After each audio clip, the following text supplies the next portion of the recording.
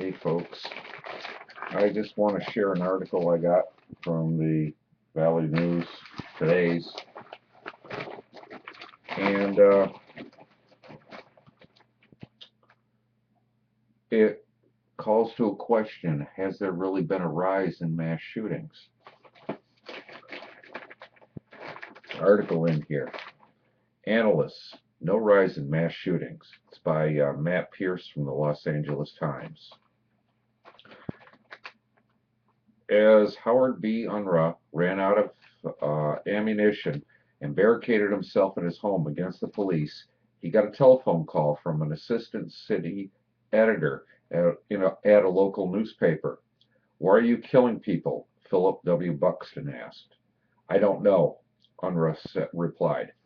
"I can't answer that yet. I'll have to talk to you later. I'm too busy now." That was 1949. And Unruh had just used a Luger pistol to kill 13 people, and wounded 3 others, including women and children, in Camden, New Jersey. Although some indications suggest the public has reached a breaking point this month after 20 students and 6 staff members were shot to death at Sandy Hook Elementary School in Newtown, Connecticut. Such attacks have occurred throughout American history. Some experts say their frequency has not really increased.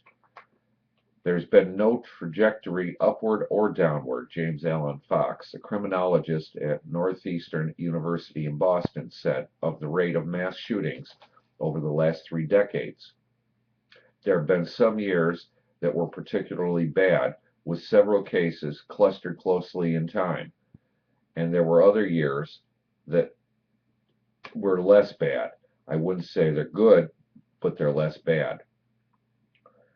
Fox cited a broad set of FBI and police data on shootings between 1976 and 2010, in which gunmen killed 4 or more other people. The average was about 20 mass murders per year, with an annual death toll of about 100. Fatality counts fluctuated wildly, nearly 125 one year, fewer than 50 the next. The number of attacks was steadier, typically fewer than 25 per year. This year has been especially bloody, according to a tally by Mother Jones magazine, who counts differ slightly. The magazine excludes robberies and gang violence and limits the tally to public attacks. 2012 has been the deadliest for mass shootings since 1982, when its count begins. About 80 people have been shot to death in mass incidences this year. Such attacks turn town names into evocative shorthand. For instance, Aurora in Colorado City, where a gunman stormed a theater in July, killing 12 and wounding more than 50. And might I remind you that he went to 3 other theaters. He chose this one because it had a sign up front banning guns. Although mass shootings often dominate political discussions about violence, they make up a tiny fraction of overall gun crime.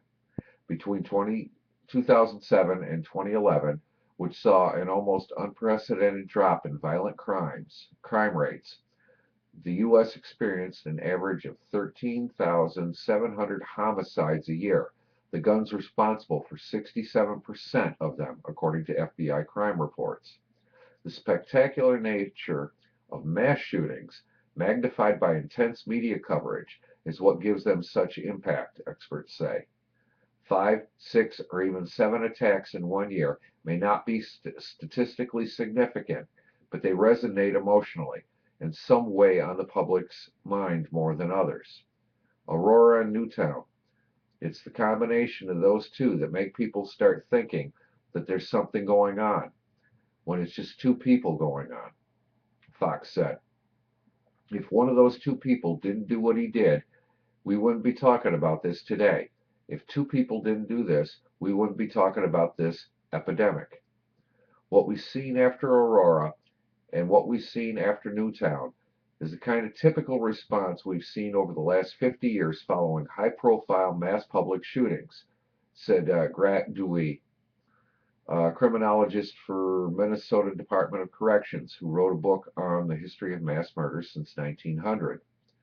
Dewey's criteria for what constitutes a mass killing, like that of Mother Jones, is narrower, but still adds up to a gruesome century. He counts 21 mass public shootings from 1900 to 1966, the year Charles Whitman took to the University of Texas Tower in Austin, part of the rampage that left 15 people dead, including a pregnant woman. 2 weeks later, Richard Speck had strangled or stabbed 8 student nurses in a Chicago townhouse. Maybe we should ban knives or whatever he stabbed them with. Those cases set off emotional maelstrom in the United States.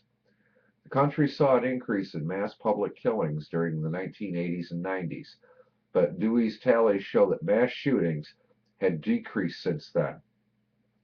The 26 public shootings he tallied between 2000 and 2009 were significantly down from the 43 he counted in the 1990s. Dewey counts only shootings in public places that result in 4 or more dead, and he excludes robberies and gang violence.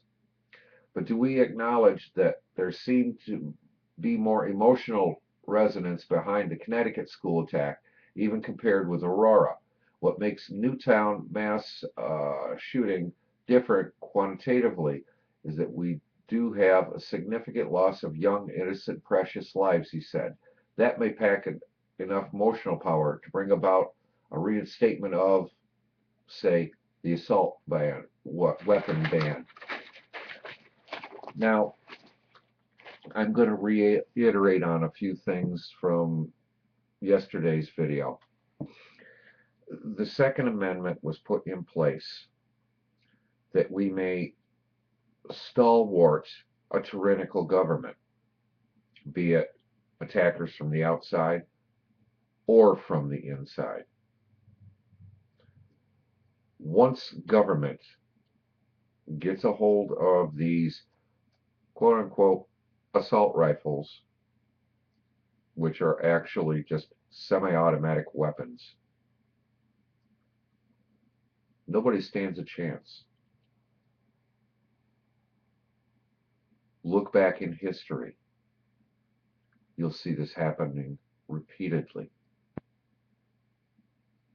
Not to the good of the majority of the people. Not to the good of the people, period. Just a little something to think about.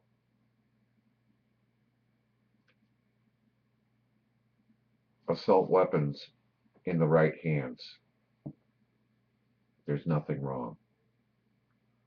What we need to do is start linking up the mentally disabled who get these guns. This shooting just outside of Syracuse or Rochester, whichever it was, in New York, of the firemen and whatnot. The man spent time in jail for beating to death a grandmother. Brutally beating to death a grandmother. This shows that a person wants a gun bad enough, they'll get it. Banning these types of weapons will not stop the violence. Just like making areas gun-free zones does not stop the violence. Just a little something to ponder and think about. Peace.